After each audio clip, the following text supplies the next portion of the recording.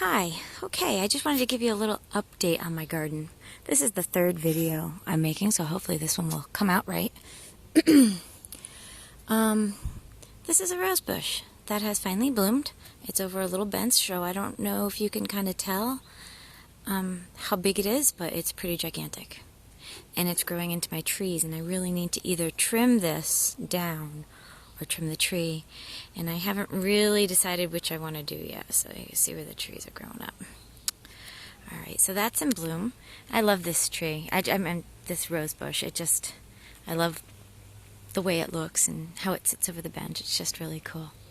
Alright, I'm going to show you another part of my garden that I haven't shown you yet, mainly because I just cleaned it out, sort of, as much as I could.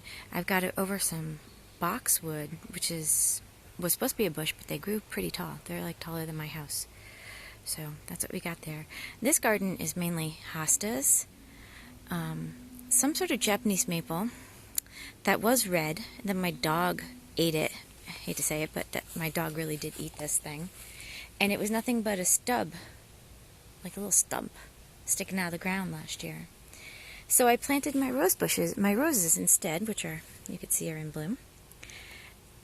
And this year, this thing has grown back with a passion, so I have no idea what I'm going to do with this yet. I haven't figured it out. I haven't really put that much thought into it, actually, to tell you the truth. Which brings me to this part of the garden. This is what happens when you get one black-eyed Susan and decide to plant it. One black-eyed Susan turns into all of this. See them? They just keep going. They just keep going. Here's a hosta, a daylily that I had to step on. I've got azaleas back there. That's what those taller things are. And that there is a sumac, which I have to cut down, but there's a problem.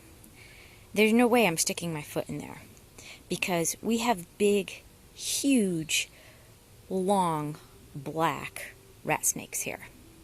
Never mind spiders the size of $50.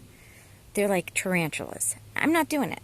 It scares me to death. So at some point I'm going to have to get in here and get down that sumac before it gets as big as my boxwoods. I'm going to do it. I'm just a little terrified at the moment to do it.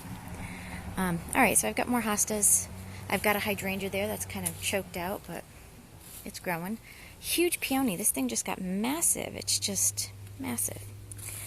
And the buds have all died down, so I got to cut those off. They just died this week, so actually it's the first time I've seen them without flowers today.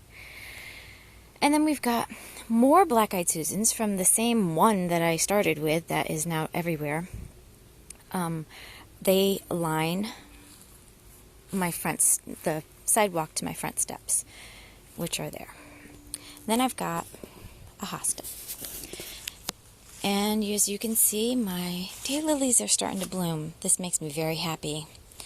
In case you don't know, I go by Daylily online, and obviously they're one of my favorite flowers, so that makes me happy. This is kind of amazing. This is a hydrangea, but this was a greenhouse-grown hydrangea. I got it as like an Easter gift my first year here in this house. We've been here 14 years. They don't normally bloom. I think they've bloomed once since I planted it 14 years ago. And what do I have here? You could see I've got little buds coming in all over the place on this thing, which is really cool.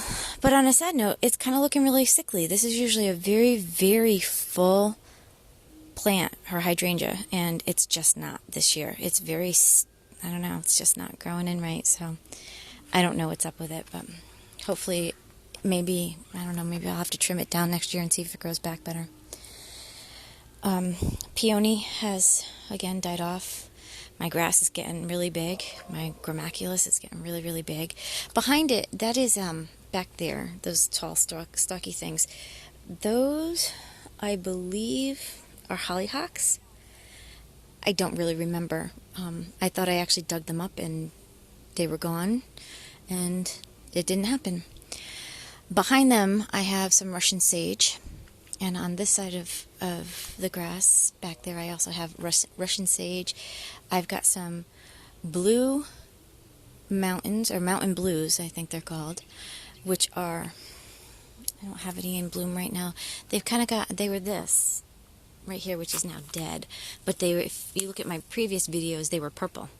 They kind of came out of nowhere. I didn't plant them. One year they started growing in my garden, and there they are. They're kind of all over the place. They're back behind they're behind the grass with the roses. They're down there further in my garden. They're kind of everywhere. Obviously, they got here somehow, but not by me. But they're a real perennial, so I decided to keep them, and they're kind of pretty. They'll rebloom throughout the year, so they're kind of neat to have. My roses, I got more roses that have bloomed. These are, they're either red ragusa or they're Robin Hood. I can't remember which ones I got, but I had a lot of really bare areas in my garden, and obviously I wanted a very full garden. I was going for the English garden look, so I decided to get these last year, and I've been really happy with them. They just are growing great, and they're blooming beautifully. They're really filling in the space like I wanted them to, so that's cool. There are more of those mountain blues that are like dying, but you can see where else they are. Daylilies, hosta, another hydrangea that's in bloom. This was like a little 5-inch little plant that I got from one of the catalog companies that I buy my flowers from. And it's taken years, like 4 or 5 years for it to get this size. And I think this is the first time it's going to bloom. I don't recall it ever blooming before. And I have no idea what color it's going to bloom. So this is going to be interesting to find out. More roses. I've got like bugs flying all over me over here. My hydrangea, this is the one good hydrangea that I've got, but it's kind of very boring.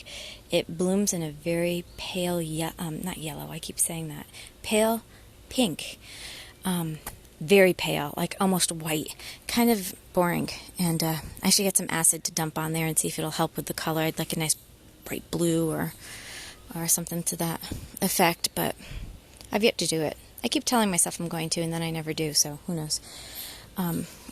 Ignore the baseball backdrop that my husband and kids have left on the sidewalk and that is growing or laying on top of my plants. Another hosta. I've got another rose bush back there. There's one little bloom. A couple that haven't yet. They look like they're still new buds. More roses. More daylilies, although I don't see any at all. Any type of buds on these, so I don't know what's up with that. That's kind of interesting. They are not budding at all. A huge hosta, and then from the same one, oh looky, my black-eyed Susans. And if you look what I just spotted. I spotted a bloom. It's blooming already. Can you believe it? So, yep, that's it. This humongous tree. This is a funny story. I got this tree. This is it was supposed to be a white star magnolia. I got it from Spring Hill Nursery. It's a catalog company. And for the longest time, this tree, which is huge, you could see, was just 2 little sticks sticking out of the ground about 3 feet tall. And my husband kept saying to me, why don't you just tear that up? Why don't you just tear that up? And I kept saying, no, look, it's alive. It's growing. Give it a chance. Well, it finally did grow massively. It's one of my favorite trees in my yard, actually, because I just love the structure of it.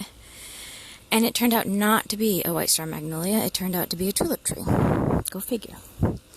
So, yep, so that's where I am in my garden.